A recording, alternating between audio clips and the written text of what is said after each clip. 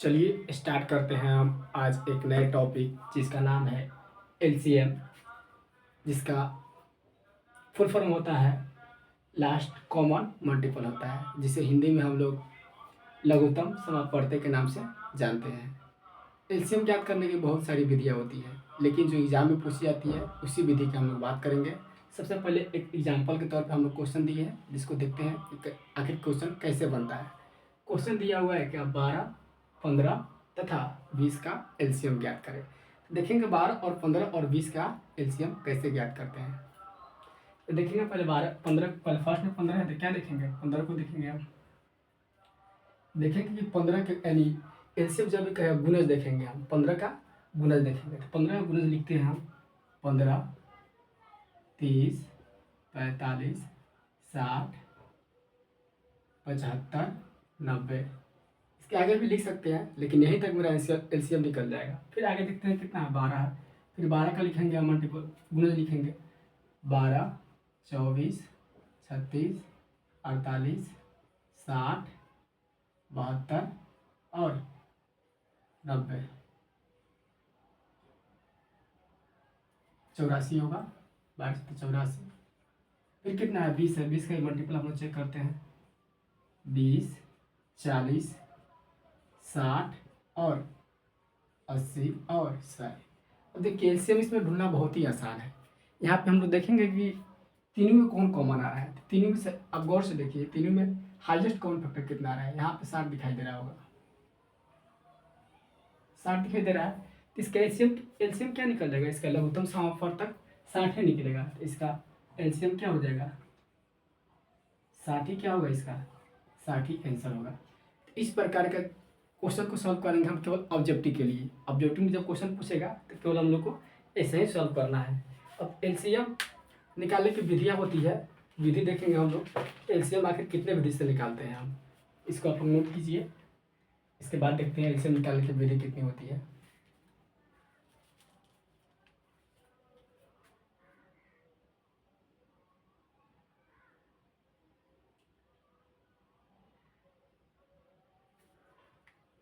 चलिए देखते हैं आगे एलसीएम निकालने की विधियाँ।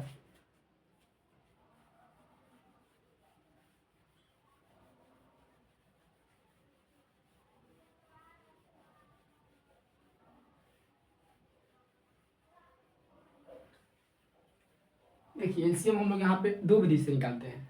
एलसीएम निकालने के कुल दो विधियाँ होती है। एक होती है अभाज्य भाग विधि और दूसरी होती है अभाज्य गुणनखंड विधि होती है। दोनों विधियाँ को एक एक करके हम लोग देखेंगे। फर्स्ट में देखेंगे क्या, अभाज्य भाग विधि देखेंगे। सेकेंड में देखेंगे अभाज्य गुणनखंड विधि देखेंगे। तो फर्स्ट में देखेंगे अभाज्य भाग विधि।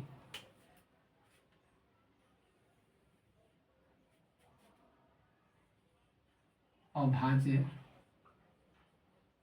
भाग विधि। सेकंड में क्या देखेंगे,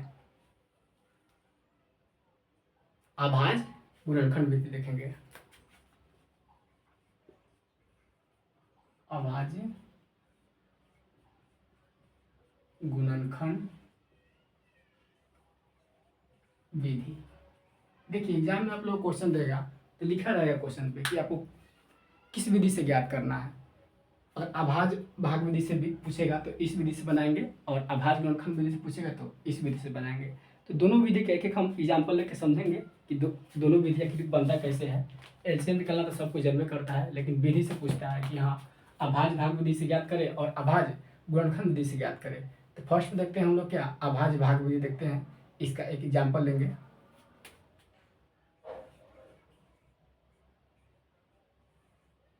देखते हैं एग्जाम्पल 12, 15 और 20 का लेकर देखते हैं। 12, 15, 12 तथा 20 का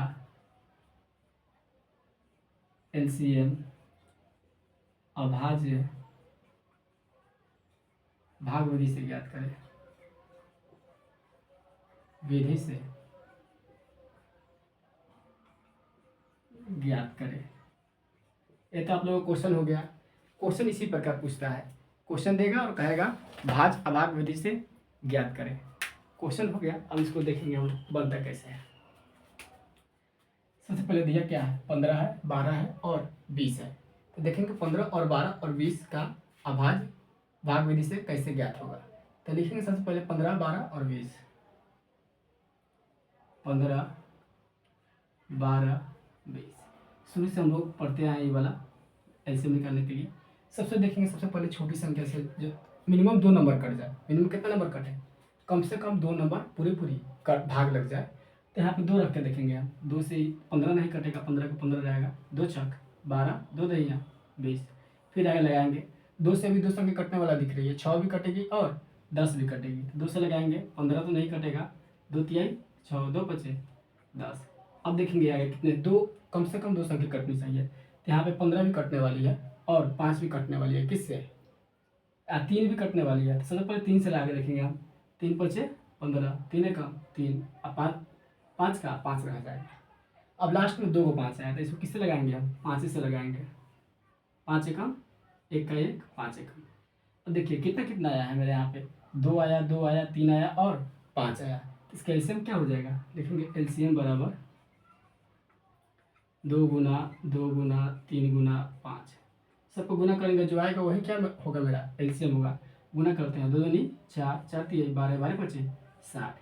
इसके पहले भी हम निकाले थे, सेम क्वेश्चन यही था जो इसके पहले बताए हुए थे, क्वेश्चन सेम यही था। उसका भी आंसर कितना आया था, 60 आया था। तो ये तो आप लोग हो गया अभाज्य गुणनखंड विधि हो गया, भाग विधि हो गया। अब देखेंगे अभाज्य गुणनखंड विधि से कैसे क्वेश्चन बनता है। क्वेश्चन सेम यही रहेगा, क्वेश्चन हम सेम यही लेते हैं। इसका भी एग्जाम्पल देखते हैं,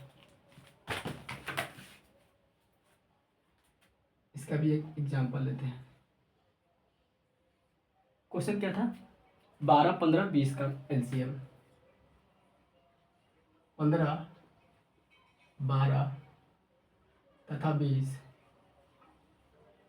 तथा 20 का एलसीएम अभाज्य गुणनखंड विधि से ज्ञात करें। अभाज्य गुणनखंड विधि से ज्ञात करें। ये तो भाग विधि था। अब क्या देखेंगे हम लोग, अभाज्य गुणनखंड विधि देखेंगे।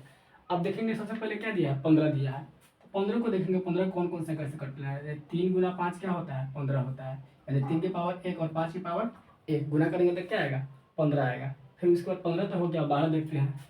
12 को क्या लिख सकते हैं, 2 गुना 2 4 गुना 3। तो यहाँ पे क्या आ गया, यहाँ पे आया 2 के पावर 2 गुना 3 आया। फिर कितना है, 20 है। 20 को देखते हैं, 20 को क्या लिखेंगे, 2 गुना 2 4 गुना 5। इसको क्या लिख सकते हैं, 2 के पावर 2 गुना 5 के पावर 1। अब देखिए इसको करने के बाद आगे देखेंगे हम लोग कि सबसे बड़ी पावर लेंगे हम। 2 का सबसे बड़ी पावर कितना है और इसमें संख्या कितना है, टोटल आया है, 2 आया है, 3 आया है और 5 आया है।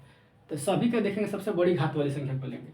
तो यहाँ पे देखेंगे हम लोग 2 की सबसे बड़ी पावर कितना है, 2 का पावर यहाँ 2 दिख रहा है, यहाँ पे भी 2 दिख रहा है, तो 2 का पावर 2 लेंगे। फिर 3 देखेंगे, 3 की सबसे बड़ी घात कितनी है, 1 है, 3 की घात 1 लेंगे। फिर 5 देखेंगे, 5 की सबसे बड़ी घात कितनी है, 1 है, 1 लेंगे। अब सबको क्या करेंगे हम, मल्टीप्लाई कर देंगे।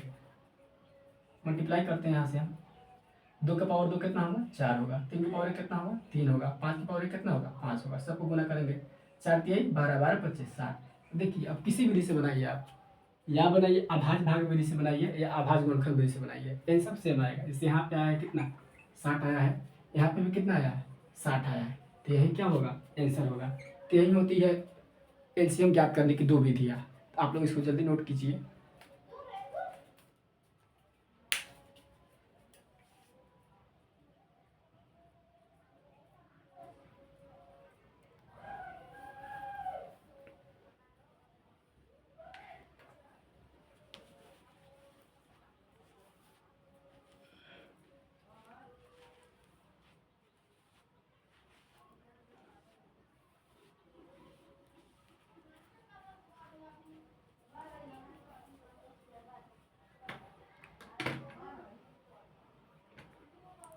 आप लोग इसको नोट कर लिए होंगे। बढ़ते हैं आगे, हम इसको मिटाते हैं।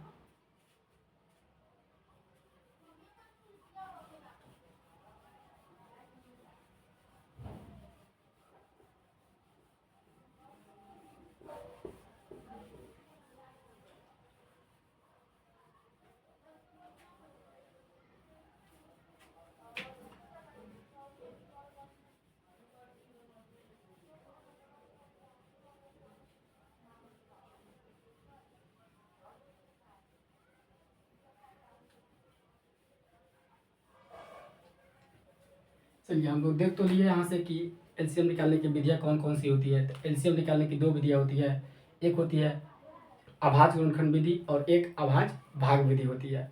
अब देखिए बेसिक क्वेश्चन तो एग्जाम में नहीं पूछ पा रहा है, पहले के एग्जाम में पूछता था, लेकिन क्वेश्चन पूछने का तरीका अब एग्जाम में बदल गया है। ऑब्जेक्टिव में खास करके क्वेश्चन देखा जा रहा है पिछले 2-3 सालों से, क्वेश्चन पूछने का तरीका क्या किया जा रहा है, बदल गया है।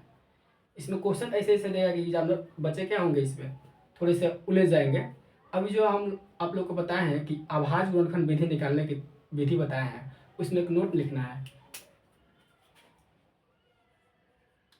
अभाज्य गुणनखंड विधि, गुणनखंड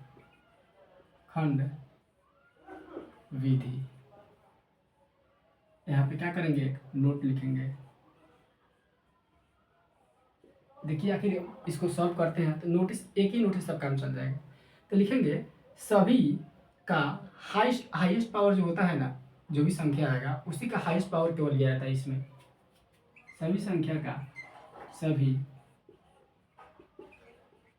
संख्या का केवल हाईएस्ट पावर का है या अधिकतम घात का है, अधिकतम घात लिया जाता है, अधिकतम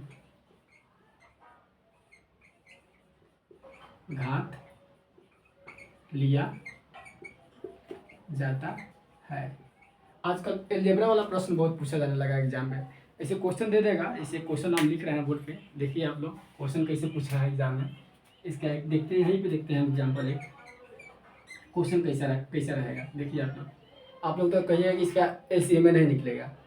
बहुत टीचर लोग है कि इसे पढ़ाई नहीं करता है लोग, कि संख्या वाला केवल पढ़ा देगा लोग कि हाँ संख्या का एलसीएम कैसे निकलेगा, लेकिन जब अलजेब्रा में क्वेश्चन पूछने लगता है तो नहीं बन पाता है बच्चों, सबसे समझ में भी नहीं आती है जल्दी। तो देखते हैं अलजेब्रा वाला प्रश्न को देखते हैं हम। ऐसे दिया है ए बी सी का पावर क्यू दिया है, फिर दिया है बी स्क्वायर सी दिया है, फिर दिया है ए के पावर 3 और सी के पावर 4 दिया है का लसा एलसीएम क्या होगा। अब तो आप इस प्रश्न को देख कर डर गए होंगे कि आखिर इसका एलसीएम कैसे निकलेगा, लेकिन बहुत आसानी होता है। हम क्या लिखवा है, सभी संख्या का केवल अधिकतम घात को लिया जाता है। तो देखना इसमें केवल कितने कितने मतलब संख्याओं का रूप है। यहाँ पे एक ए दिखाई देगा, एक बी दिखाई देगा, एक क्या दिखाई देगा, सी दिखाई देगा। मतलब टोटल इसमें कितनी है, 3 है। और तीनों में देखना है सबसे मतलब बड़ी घात देखना है कि बड़ी घात वाली कौन कौन है। तो देखते हैं ए का सबसे बड़ी घात कितना है। ए का पावर यहाँ पे 1 है, यहाँ पे 3 है, तो ए का सबसे बड़ी घात कितना होगा, 3 होगा। अब बी को देखते हैं हम, तो बी का पावर यहाँ पे तो 1 है, यहाँ पे कितना है, 2 होगा। तो बी का पावर कितना हो जाएगा, यहाँ पे 2 हो जाएगा। अब सी को देखते हैं, सी का पावर यहाँ 3 है, यहाँ कितना है, 4 है, सी का कितना हो जाएगा, 4 जाएगा। यही जो निकलेगा मेरा क्या होगा, एलसीएम होगा। बहुत आसानी होता है, इतना आप लोग देख के बता सकते हैं। आप लोग इसको नोट कीजिए, फिर आगे बढ़ते हैं हम लोग।